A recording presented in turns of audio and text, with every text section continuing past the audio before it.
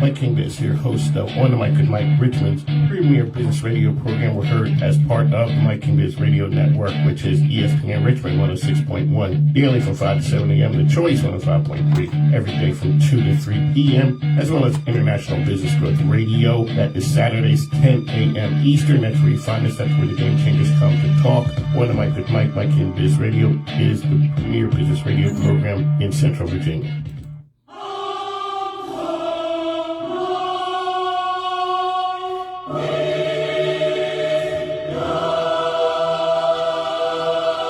There we go, Mike King here. This is part of the Mike King Biz Radio Network. The show is called On the Mic with Mike. Mike King here.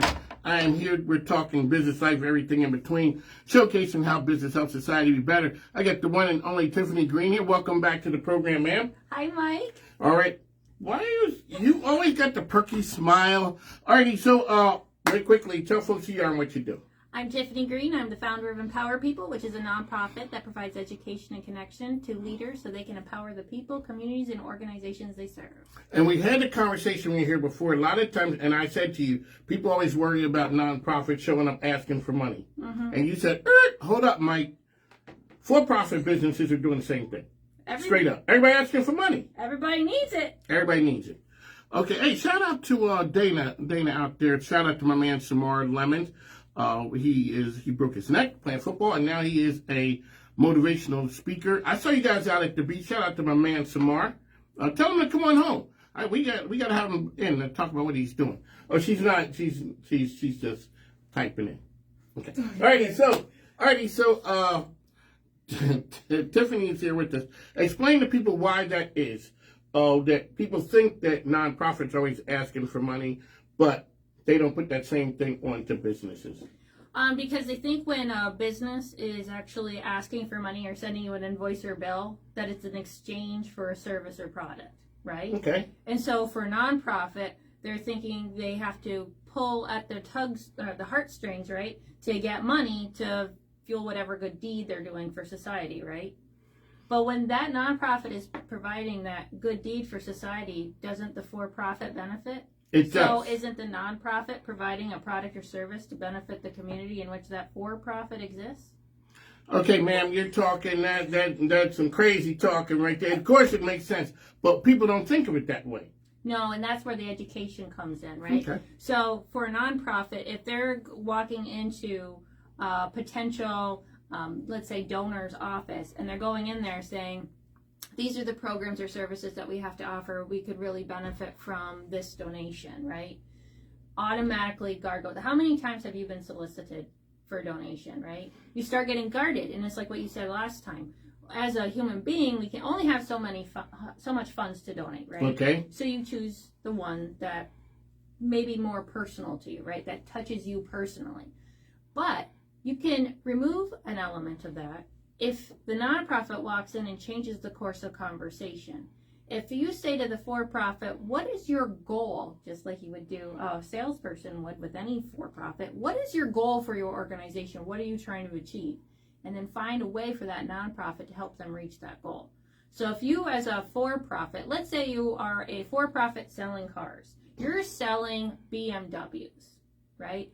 And as a BMW dealer, what's the number one target market for BMWs? Do you know? Upscale people who they make ew. Not necessarily, no. Okay, I got excited. Okay. So the people who buy BMWs by and large are entrepreneurs and business owners. They're aspiring for greatness. Okay. I want people to know and think that I'm right balling out of control. So you want to sell more BMWs. Mm-hmm. Other than choosing Mike King Biz as your obvious advertising of course, choice. that's what that's a given. Okay, well, that is okay. What nonprofit might make sense? A nonprofit that what helps entrepreneurs. So entrepreneurs are there. They see me in that space. Next thing you know, I've really used my dollars to help me and to help them. Correct. Why? Because if the BMW aligns or has the purpose to help those that they serve, which should be entrepreneurs, they should partner with nonprofits who have the same mission. What creates a decrease in brand equity is when you are a for-profit and you align yourself with purposes that really don't make sense to your business's purpose. Have you ever wondered about that? Yeah, sometimes you see business and nonprofits, like, they don't seem to go together. But how about the person at the business has a personal connection with the person at the nonprofit? That can make sense, or it just appears as friendship.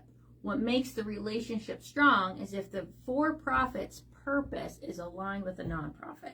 So I've talked to a lot of small businesses, right? And let's say the small business is in IT. And they say, I am going to support this nonprofit that has something to do with an illness. And why is that? Because maybe the business owner had a child or a family relative, something that had that illness. We'll just say that, right? It's not wrong to support that organization. I'm not saying that. But from the business perspective, what would make the most logical sense for an IT business? Okay, ma'am. It's about purpose alignment. It is about purpose. I understand. When people go into business, that's what they know. A lot of times people say, I can't work for the man. I'm sick of working for that person 8 hours a day.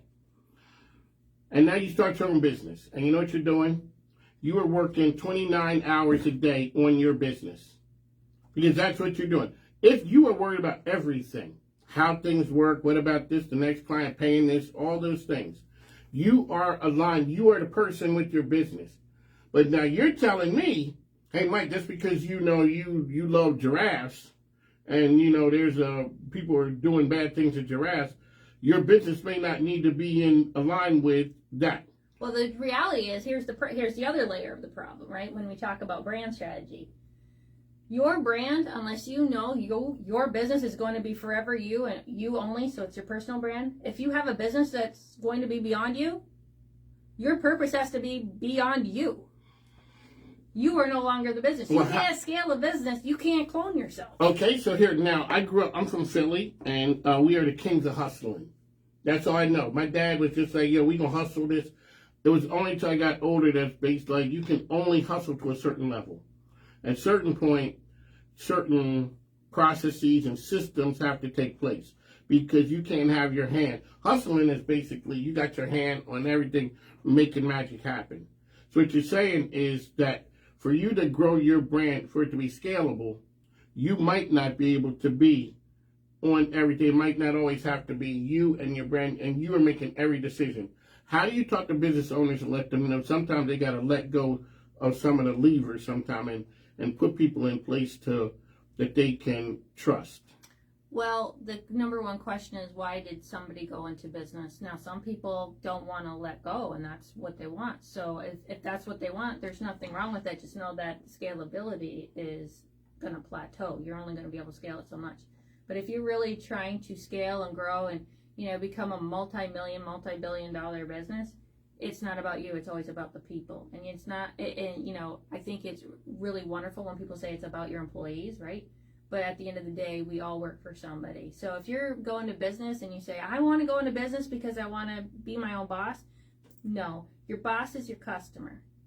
Everybody's boss is their customer. If you don't have a customer, you don't have a business. All right, ma'am. So now, my dad always owned his own businesses. And people always were, and I've seen this when I go into Walmart because me and my wife, I'm just like a Walmart champ, you know, just constantly in and out. And I saw people taking stuff back to Walmart clearly. I've seen some white pants go back that they were probably white 3 or 4 wears ago. Now the person's bringing them back. Sometimes buyers are liars. Yeah. And that makes business owners jaded. So you can't be, and social media has given the customer the ability to just blast. If I go and use your service, I tell 2-3 people, and maybe if you're lucky. If I go and don't have a great time, I am after writing a book on how and why it was horrible, and I tag you on it just to let you know I'm dogging you. Okay, but you used a really good example. Okay. Which is Walmart. Yes. And I'm not going to dog on Walmart because there's things that Walmart obviously did right that everybody should learn from. But what's one thing Walmart hasn't done a good job of? customers, like the reputation of how people see them. Purpose. What's Walmart's purpose? We think Walmart's purpose is the big evil, I just trying to sell low quality products at the cheapest price so I can make money. Does that give you warm and fuzzies inside? No, that ain't a warm and fuzzy. When I first time I went into Walmart or something, I'm like, before I heard the idea, there's no way that I'm buying baby food, tires, clothes, motor oil, and games all the same store. And meat. Mm-hmm. It ain't happening. And then you go in there, you know what you're doing? Buying all those things all in one places, because a lot of times people are busy and hurried, and they do that. So maybe some people substitute that warm and fuzzy for the bottom line. Convenience, right? So yes. That's their purpose. So, right, we align ourselves, we spend money where our purpose is aligned. There you go, ladies and gentlemen. Tiffany Green dropping nuggets of knowledge right there. All right, so how can people find you out there? They can go to our website, which is www.empowerpeople.org. Empower People is spelled MPWR. Yeah, the new hip way. The new hip way, yeah, okay. Easier to hashtag. I'm an older person. I got some miles in it. Empower, it used to start with an E. Not anymore. You're looking at me like, ew. I suppose you say thanks, THANKS instead of THX? No, I'm hip like that. I go with the X. People know what time it is with me. I go with the X.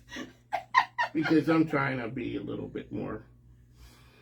Okay. All right. So you think a little different than a lot of people. You're shaking your head, yeah. And I'm sure some of your thoughts kind of go a little. In Pennsylvania, we call it like cattywampus. Like you go a little bit off to the side, and people. Do you know when you lose people? Sometimes. You've seen it. Yes, I've seen it.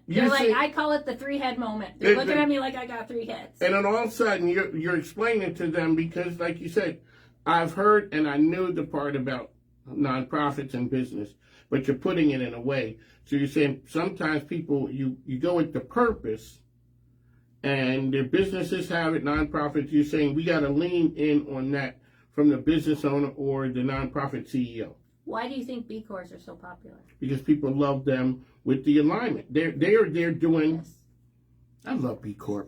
Because of purpose. Shout out to B Corps out there. They are businesses who put people above profits, like doing good. And I think when we say profit, we take profit as it's an evil term sometimes. Yes. Like there's this, but it doesn't. To say for profit doesn't mean evil. It matters what you do with the profit. That is true. So on the mic with Mike, I tell people change in the world ain't cheap, easy, or free. Money got to change hands somewhere. All right, so this is Tiffany Green. One last time, how can people find you?